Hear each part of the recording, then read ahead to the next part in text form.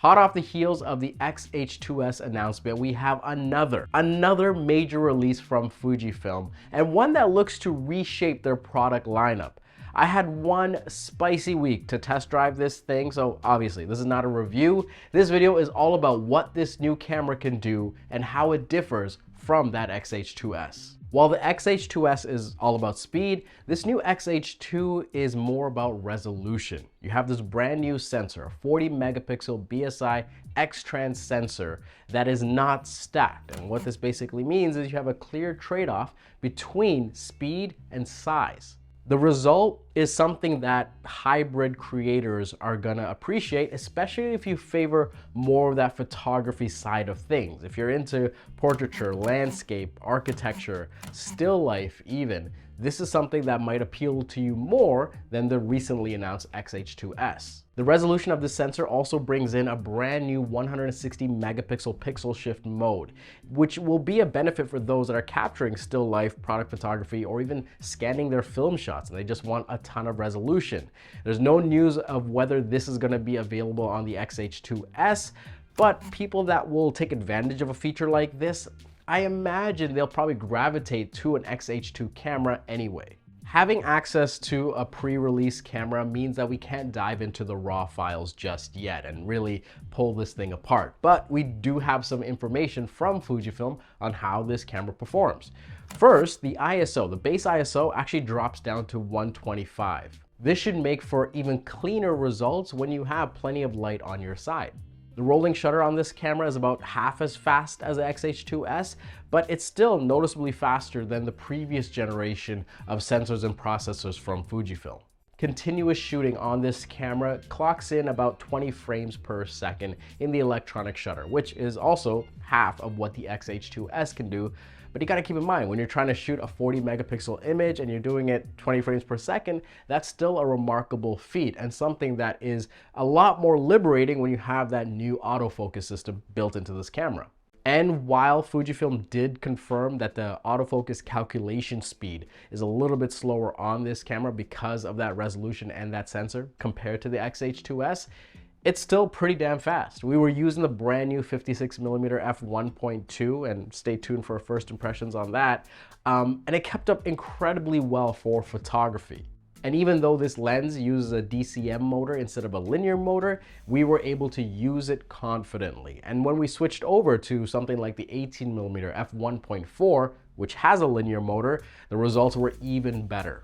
The image quality of this camera, look, again, I can't speak at length here because we can't play with the raw files, but we do have the high efficiency image capture mode, which is better than JPEG, more information than your standard JPEG. And when I coupled this with my 7 custom profiles, which you can still find on this channel that I set up years ago, we were able to get remarkable results in the moment. And that's really sort of the ethos of Fujifilm, right? Something that's small, compact, versatile, and great results in the moment.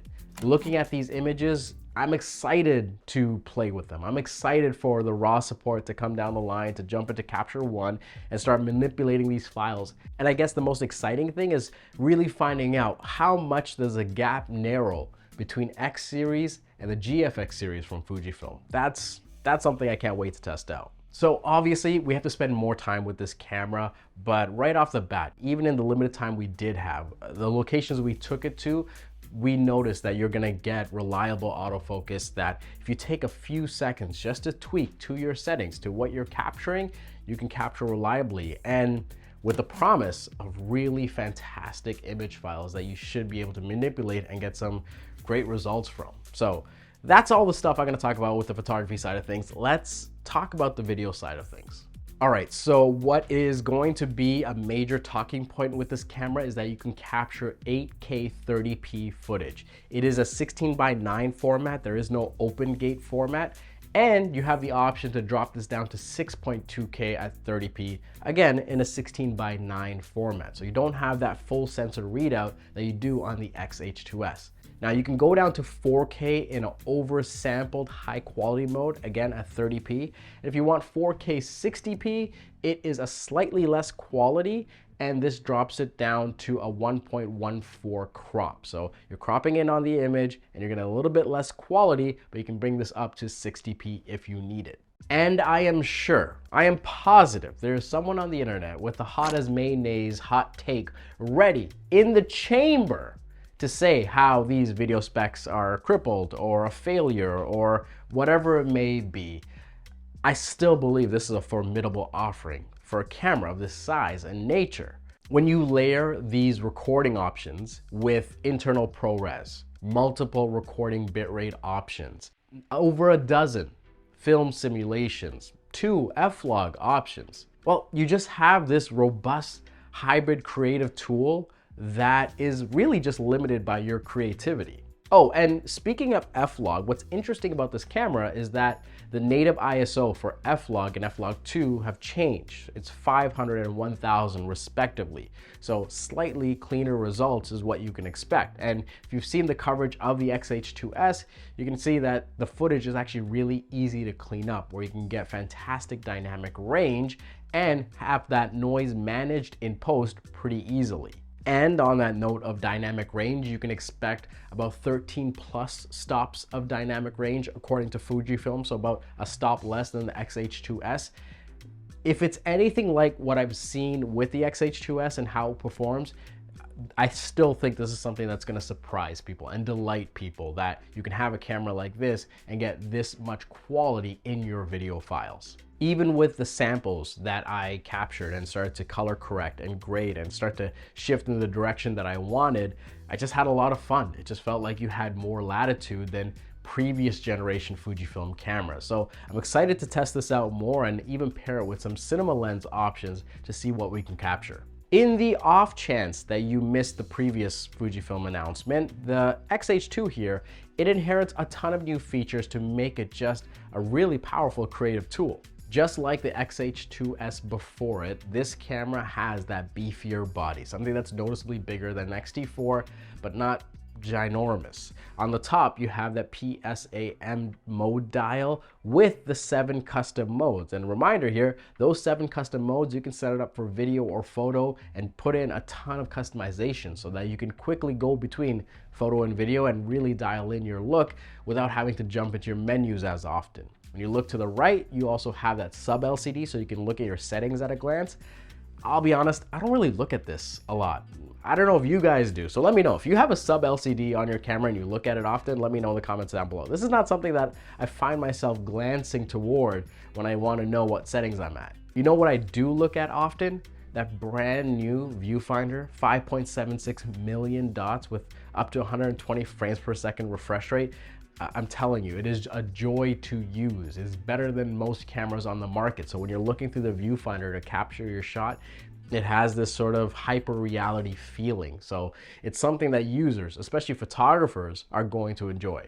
There's also that vari-angle display on the back. And what's interesting to note here, it is very sturdy. It is not like some cameras that are being released where the LCD is flimsy and might even wobble a little bit. No, this one is gonna stay in place. And speaking of staying in place, it's almost like I planned this script in some way.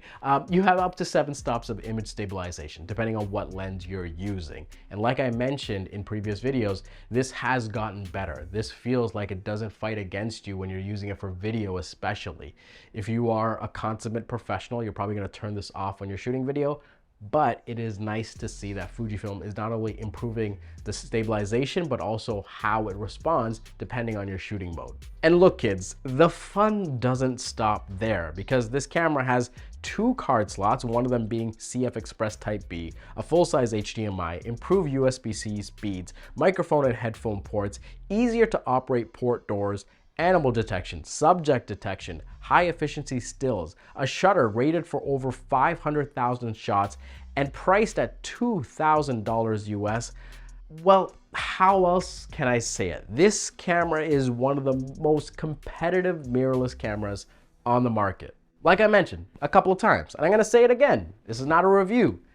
But we could start to ideate on who's gonna appreciate a camera like this and the features that it brings to the table. I think if you are in the portrait, wedding, events, architecture, travel, still life, product photography space, and you're capturing often, like you're regularly shooting, at least bi-weekly, this is a camera that should be on your radar, right? Especially if you're already in the Fujifilm space and you're looking for that next upgrade and maybe you skipped a generation.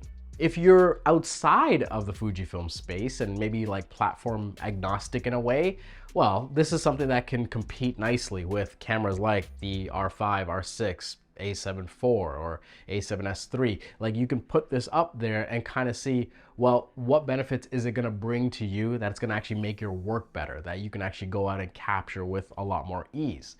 This is also a camera that might make a great B cam for the GFX. And this is something that I'm testing out as well, where you have something that you can stick your favorite prime and zoom on and just roll with it, right? Where you use your GFX for those planned shots and you use this for coverage. If you're invested in the Fujifilm space and you're primarily capturing video, I think the X-H2s is, sitting at the top right there on that list, where that's the one that you should consider first. If you move between photo and video often, it's gonna be a tough decision to make and something that you might have to really consider. If I had to boil it down, I think it really comes down to one question, and that is whether you find more value in 40 megapixel stills or 4K 120 video. And yeah, there's a lot more nuance there, but I think that's probably the first question you ask yourself and help you point you in the right direction. The Fujifilm X-H2 goes on sale later this month for $2,000 US, and at that price, it sits in a position that really competes with other flagship cameras, coming in at the same or below cost and giving you as good, if not better, features. And that is not to say that this is the obvious choice. No, I think what this highlights is that consumers are winning right now. You just have so much choice available and competitive options on the market that you can find something that's best tuned for the work that you're doing. And who doesn't want that? I've been using Fujifilm cameras for well over 5 years, and what I appreciate most about the brand is how they give users a wide array of features and unique color options in a relatively compact solution that works time and time again, even in the most demanding situations. If you're the type of creator that is creating often, right? You are creating a ton of work regularly and you do photo and video, and maybe even a little bit more photo than video, this is something that should be on your radar. Right? It's something that competes really well. So especially if you're platform agnostic or you're looking to switch or you have an older Fujifilm solution, the Fujifilm X-H2 brings a lot to the table that should pique your interest. We will test this out further in the weeks and months to come to really answer that question of who this camera is for. But if the X-H2s is any indication of what this camera can do and what it means to users, I just think there's a lot to be excited for. Before I wrap up this video, I have to give a shout out to the sponsor of this video, and that is Moment. So go to shopmoment.com for your Fujifilm body or Fujifilm lens, or maybe you want a course to help you get better at your photography. Wink, wink, nudge, nudge. Whatever it may be, go to shopmoment.com for all your creative needs. And check out their live chat where you can speak to an expert in real time to get the answers you need. Again, that is shopmoment.com. So there you have it. That is a Fujifilm X-H2. It was a crazy week just trying to pack in as much shooting as I could. We definitely lost sleep trying to put this thing together. But my thanks to Fujifilm for letting us do our thing and capture the content that we look to capture and create and curate for these kinds of videos. If you have any questions about this camera, let me know in the comments down below. There's a lot that I didn't mention in this video, not new information, but stuff that you might have questions about and differences and that kind of thing. So if you have any of that, let me know in the comments down below. Lately, I've been doing a closing message to sort of wrap up these videos and give a little bit of an indication of where we're going in the future. So a good amount of you probably would have tuned out by now, but for those of you that have made it this far, like I always say, thank you so much. I truly appreciate that support. And lately, what's on my mind, what I've been thinking about, is sort of that divide between aspirational content and unrelatable content, right? There's a clear gap between the two. And when I make this channel, when I make the videos, I want to, go more to that aspirational side. That it's not that you have to follow the same journey, but when you look at the content, when you look at the B-roll, the images, that kind of stuff, it gets you excited to shoot. And you know, especially when you're looking at the tutorials and the things that we have available and the stories that we share, there are nuggets of information and value that you can take and put into your own creative journey. But what I've been thinking about is that, you know, we've grown a lot over the last 4 years. When I started to pivot away from weddings and events and that kind of stuff, and just go more into the commercial fashion space, and especially take the street and documentary side a lot more seriously, on the personal side anyway. So as we go on this journey, it's quite evident that there's this growth happening, right? Like, we're getting gear sent to us by brands to try out before most of the world gets to do that. We get sponsorships that, you know, most people would, you know, really fight tooth and nail for. We have a lot of these things, these great things that are happening. And these are things that I tell people that are earned, that we fight for, that we compete for, you know, because of what we want to do and achieve. And in that growth, I think about, is this journey that I'm sharing and the things that I'm doing, is it becoming more unrelatable? Is it something that might alienate people or intimidate people, that when they see this, you know, not blaming them, not blaming myself, it just becomes something that might put them in a different emotional space than what I intended? So when I think about this, it starts to reshape the videos that I want to make and the direction we want to go in. And that's probably why, you know, this year has been a lot of gear reviews and first looks and a lot of these great things. I think in the next year, we take it in a different direction. I think we leave maybe a third to, you know, just under half the space and oxygen, I guess you want to call it, for gear content. But we try to make the majority of the content more experiential, more about the journey, more about the things that we're doing, the people that we're meeting. I think that's how I can look to solidify this goal of making it more aspirational and not unrelatable. Anyway, that's just something I've been thinking about lately. And I thought, you know, for those of you that actually stay to the end of the video, that feel like you're invested in the journey, at least I feel like you guys are invested in the journey, I want to share that with you. So if you have any thoughts on that, yeah, let me know in the comments down below. And as always, you know, follow me on Twitter and Instagram. You can see all the updates there and what we're up to at a beat for beat kind of beat for beat kind of thing. What am I doing? Anyway, I do a lot of weird gestures toward the end of the video and when I really go off script. So let's wrap this thing up. As always, my name's Gadgen. Thank you so much for watching, and I'll see you next time.